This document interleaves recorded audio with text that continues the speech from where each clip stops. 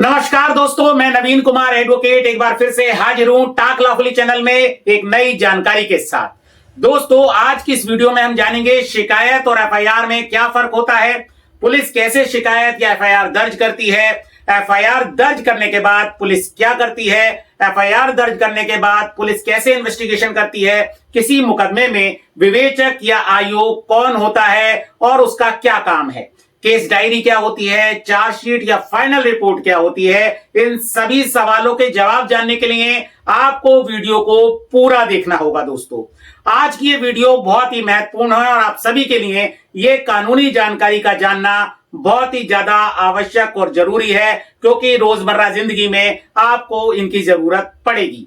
तो आगे बढ़ने से पहले अगर आप हमारे चैनल टाक लॉफुली पर नए दर्शक हैं तो हमारे चैनल को सब्सक्राइब कर लें और बेल आइकन को भी प्रेस कर लें, ताकि इसी तरीके की नई कानूनी अपडेट से आप हमेशा रूबरू होते रहें और इस जानकारी को ज्यादा से ज्यादा लोगों को शेयर करना ना भूलें।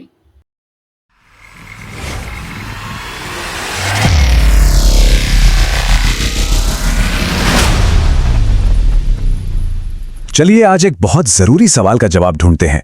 जब पुलिस में कोई एफआईआर यानी फर्स्ट इंफॉर्मेशन रिपोर्ट दर्ज होती है तो उसके बाद असल में होता क्या है? आज हम इसी पूरी प्रक्रिया को यानी पुलिस की जांच के हर एक कदम को बहुत ही आसान भाषा में समझने की कोशिश करेंगे। तो सवाल एकदम सीधा है, एफआईआर तो दर्ज हो गई, अब पुलिस आगे क्या करती है? चलिए इस पूरे सफर को शुरू करते हैं और देखते हैं कि यह सिस्टम आखिर काम कैसे करता है। तो देखिए आज हम क्या क्या जानने वाले हैं। सबसे पहले हम शिकायत और एफआईआर के बीच का फर्क समझेंगे, फिर बात होगी जांच करने वाले अधिकारी यानी आयोग की। उसके बाद हम सबसे जरूरी दस्तावेज केस डायरी को देखेंगे और हाँ, हम ये भी देखेंगे कि केस कैसे बनता या बिगड़ता है, फाइनल चार्जशीट क्या होती है और सबसे जरूरी, अगर जांच सही ना लगे तो हमारे अधिकार क्या हैं। ठीक है, तो शुरू करते हैं हमारे पहले सेक्शन से, कंप्लेंट बनाम एफआईआर। ये समझना बहुत जरूरी है क्योंकि पुलिस को दी गई हर रिपोर्ट या हर सूचना एफआईआर नहीं होती। देखिए, मोटे तौर पर दो तरह की रिपोर्ट होती है। एक होती है एनसीआर यानी नॉन कॉग्निजेबल रिपोर्ट। ये कम गंभीर मामलों के लिए होती है, जैसे मान लीजिए किसी का पर्स चोरी हो गया या कोई छोटी मोटी कहासुनी हो गई। पुलिस इसे उतनी प्राथमिकता नहीं देती। दूसरी तरफ है एफआईआर, जो गंभीर यानी कॉग्निजेबल अपराधों के लिए होती है, जैसे डकैती या किडनैपिंग। जैसे ही एफआईआर दर्ज होती है ना, बस वहीं से पुलिस की पूरी जांच की मशीनरी चालू हो जाती है। ये किसी भी केस का ऑफिशियल स्टार्ट पॉइंट है।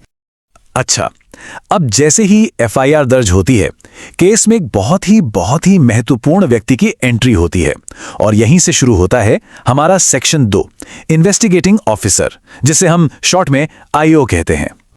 और एक बात बिल्कुल साफ समझ लेनी चाहिए, आईओ आपकी केस का सबसे महत्वपूर्ण व्यक्ति है। वही पूरी जांच की धुरी होता है। देखिए, मामला चाहे कितना भी बड़ा हो, कितने भी बड़े अधिकारी इसमें शामिल हों, आखिर में आईओ की रिपोर्ट ही है जो सुप्रीम कोर्ट तक जाती है। जी हां, किसी एसपी, डीआईजी या आईजी की नहीं, सिर्फ और सिर्फ आईओ की रिपोर्ट।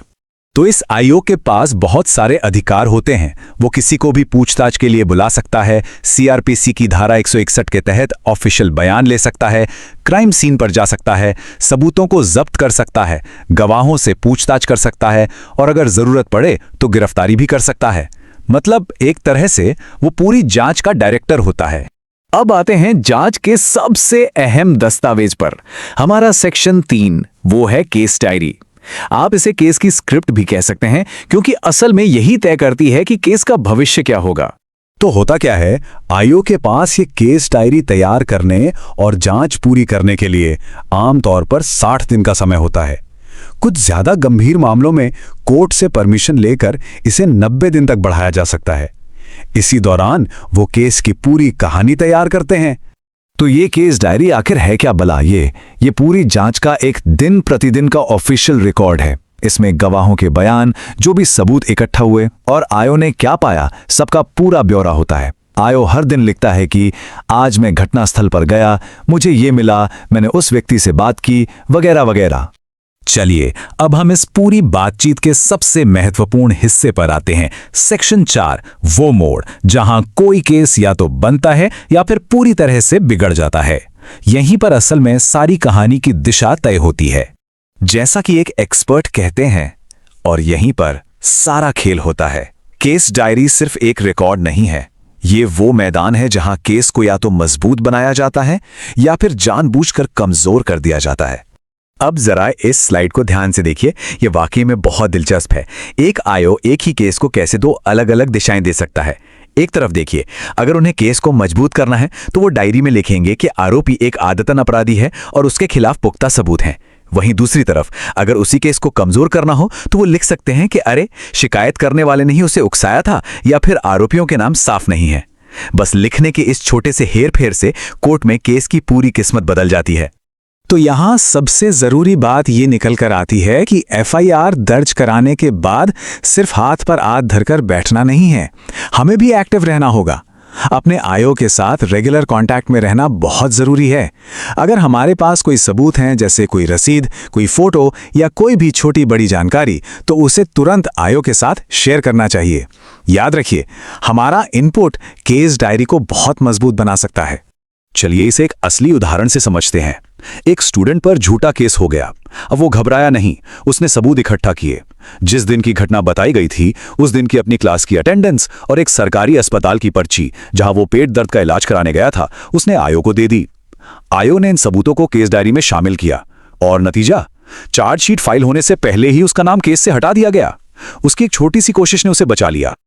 और अब हम आते हैं जांच प्रक्रिया के आखिरी पड़ाव पे, सेक्शन 5, फाइनल चार्जशीट। ये वो पॉइंट है जिसके बाद पुलिस की जांच में वापसी का कोई रास्ता नहीं बचता।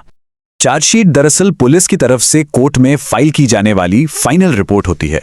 ये इस बात का ऑफिशियल ऐलान है कि पुलिस की जांच अब खत्म हो चुकी है और ये पूरी की पूरी चार्जशीट केस डायरी के आधार पर ही तैयार की जाती है। और ये बात समझना बहुत बहुत जरूरी है।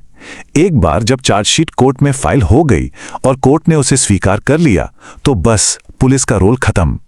अब मामला पूरी तरह से कोर्ट के हाथों में होता है और ट्रायल शुरू हो जाता है। इसीलिए जो कुछ भी करना है वो चार्जशीट फाइल होने से पहले ही करना होता है। लेकिन मान लीजिए अगर किसी को लगता है कि जांच सही तरीके से नहीं हो रही है, तब क्या? तो अब आता है हमारा सेक्शन 6, हमारे अधिकार। चलिए जानते हैं कि ऐसी सिचुएशन में क्या किया जा सकता है। अगर लगता है कि आईओ ठीक से काम नहीं कर रहा है तो हम उससे ऊंचे अधिकारियों के पास जा सकते हैं। सबसे पहले एसपी यानी सुपरिटेंडेंट ऑफ पुलिस, जो जिले के पुलिस हेड होते हैं, उनसे मिल सकते हैं। अगर वहां भी बात ना बने तो डीएसपी और फिर डीआईजी या आईजी लेवल पर दोबारा जांच के लिए अपील की जा सकती है। लेकिन एक बात याद रखनी है, ये सब चार्जशीट फाइल होने से पहले ही करना होगा। अच्छा, एक और चीज है, अगर पुलिस को जांच में कोई सबूत नहीं मिलता तो वो चार्जशीट की जगह क्लोजर रिपोर्ट फाइल कर सकती है, जिसका मतलब है कि वो केस बंद कर रहे हैं। लेकिन यहां एक बहुत जरूरी अधिकार है। जिसने एफआईआर दर्ज कराई थी वो कोर्ट में इस क्लोजर रिपोर्ट पर अपनी आपत्ति जता सकता है और मजिस्ट्रेट से मामले को फिर से देखने की गुजारिश कर सकता है। तो आज की इस पूरी चर्चा का निचोड़ क्या है? सबसे जरूरी बात यह है कि आईओ से लेकर केस डायरी तक इस पूरी प्रक्रिया को समझना ही इस सिस्टम को सही तरीके से नेविगेट करने का पहला और सबसे अहम कदम है। जानकारी होना ही सबसे बड़ी ताकत है। और जाते जाते एक सवाल छोड़ जाते हैं जिस पर सोचना जरूरी है। क्या न्याय सुनिश्चित करने के लिए सिर्फ सिस्टम को जान लेना ही काफी है? इस पर सोचिएगा जरूर।